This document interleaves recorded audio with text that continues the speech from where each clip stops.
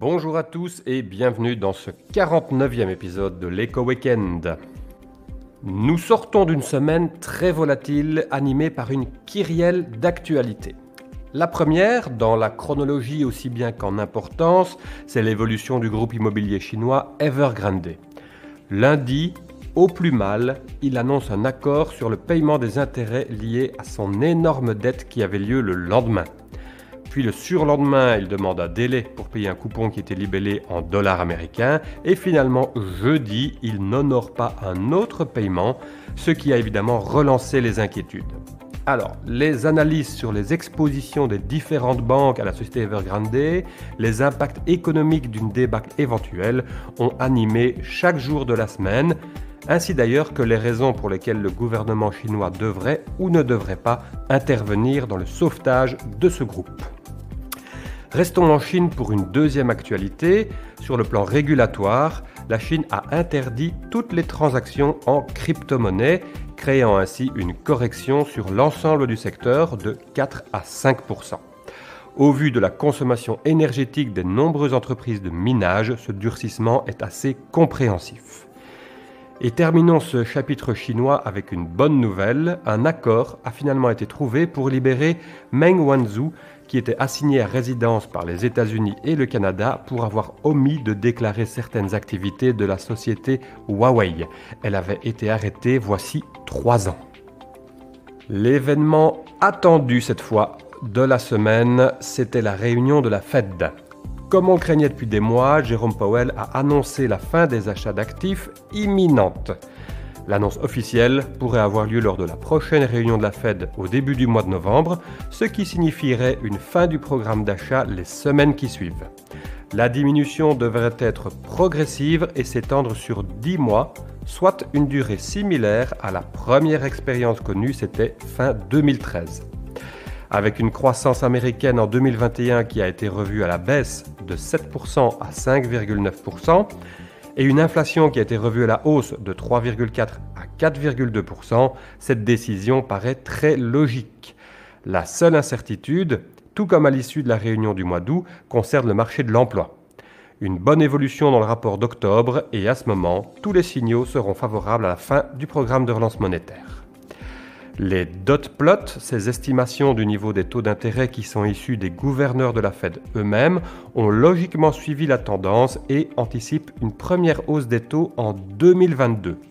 Ici aussi, nous serions dans le même tempo que nous avons connu en 2013-2014. Alors, on a observé une hausse de 0,15% des taux d'intérêt à 10 ans mercredi, et elle s'est étendue à la zone euro, ce qui explique les performances obligataires plutôt moroses cette semaine. Alors, cette hausse des taux européens n'est pas uniquement liée à la sympathie avec les États-Unis, mais jeudi, la Norvège était la première économie du G10 à relever ses taux d'intérêt, en l'occurrence à 0,25%. Plus tôt dans la semaine, la Bank of England confirmait constater un ralentissement de la croissance conjointement à une hausse de l'inflation.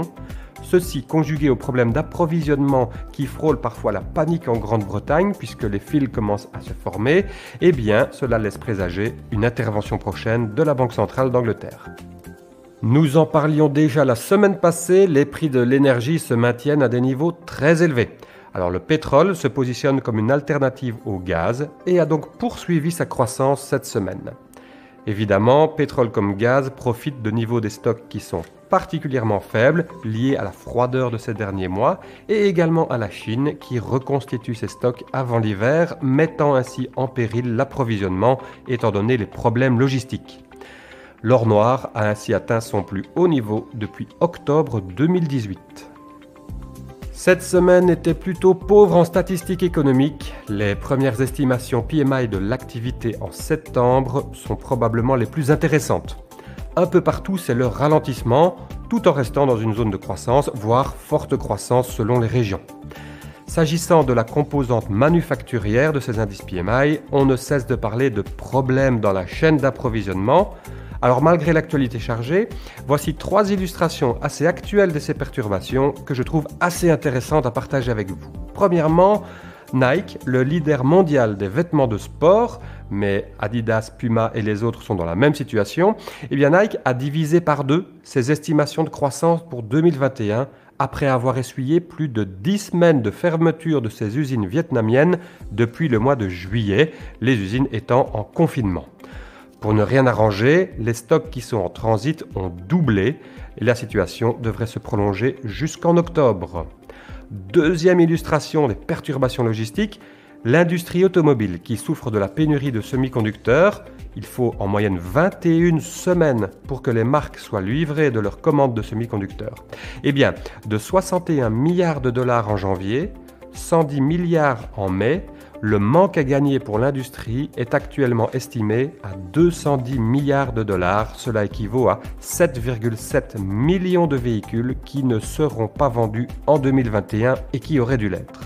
Troisième illustration des problèmes logistiques, FedEx a revu ses prévisions à la baisse en dépit d'une demande en pleine croissance et pour cause le coût de l'énergie et la difficulté à recruter du personnel.